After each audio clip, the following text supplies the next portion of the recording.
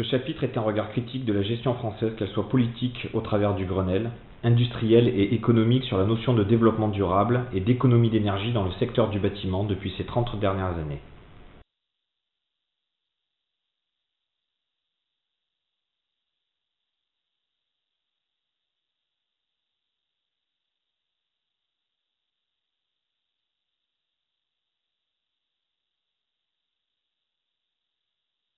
C'est en 1972 qu'au sommet des Nations Unies à Stockholm qu'apparaît pour la première fois le terme de développement durable, qui se définit comme un développement qui doit répondre aux besoins du présent sans compromettre la capacité des générations futures à répondre aux leurs.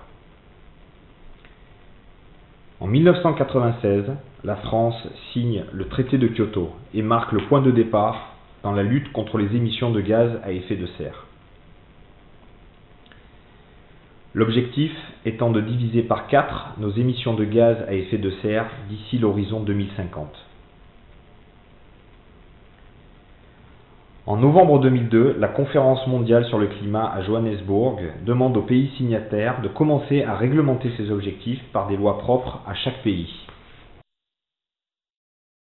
La manifestation aussi d'une prise de conscience collective, la Terre est en danger. Le président Bush boycotte, Jacques Chirac lui se démultiplie et tire la sonnette d'alarme. Notre maison brûle. Et nous regardons ailleurs.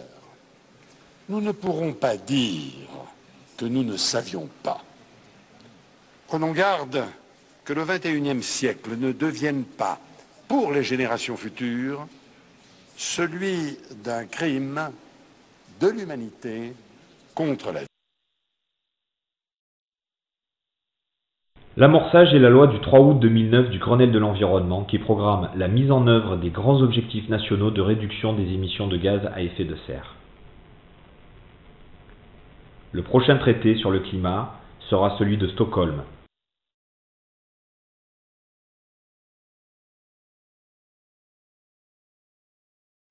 Le bâtiment est prioritaire car il contribue au rejet de 70 millions de tonnes de CO2 dans l'atmosphère, soit 25% des gaz à effet de serre en France.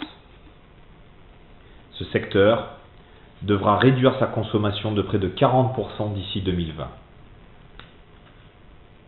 Le Grenelle prévoit que la taxe carbone, d'actualité en ce moment, devra augmenter de 5% par an pour atteindre une vitesse de croisière de 100 € la tonne. À titre d'exemple, un logement de 130 m² chauffé au fioul sous la réglementation thermique 2005 dégage 9 tonnes de CO2 par an, soit 900 €. Il est à prévoir que cette taxe jouera un rôle de plus en plus important dans la valeur immobilière de ces maisons énergivores d'ici une dizaine d'années. À partir de 2012, tous les permis de construire déposés devront présenter un coefficient d'énergie primaire de chauffage inférieur à 50 kWh par mètre carré par an.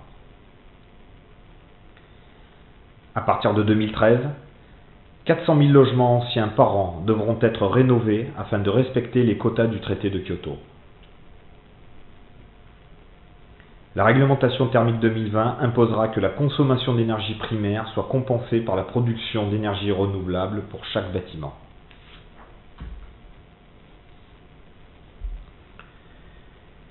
Cette loi va rendre obsolète 17 millions de maisons individuelles existantes,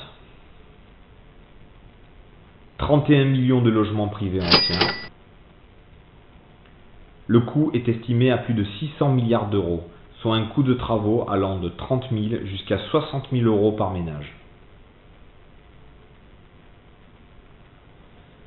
La réglementation thermique française 2005 est d'ores et déjà périmée vis-à-vis du traité de Kyoto, et pourtant fait force de loi à ce jour. Chaque année, 200 000 permis de construire pour de la maison individuelle sont déposés en France. Le paradoxe est que pour atteindre le facteur 4 de Kyoto d'ici 2050, il faut dès à présent tout réhabiliter en bâtiment à basse consommation énergétique et tout construire en neuf en bâtiment à très basse consommation énergétique, c'est-à-dire au standard passif. Alors pourquoi le gouvernement attend ? À gauche, la courbe rouge indique les fluctuations du prix de l'énergie depuis ces 30 dernières années. À droite, le produit intérieur brut par habitant depuis ces 30 dernières années. En mettant en corrélation ces deux courbes, l'évidence est que depuis 30 ans, nous avons bénéficié d'une énergie pas chère. Même avec la crise pétrolière de 1973, le rapport coût de l'énergie et niveau de vie en France est toujours maintenu dans un rapport très avantageux, grâce notamment à la diversité énergétique du nucléaire, du gaz et d'un pétrole peu cher.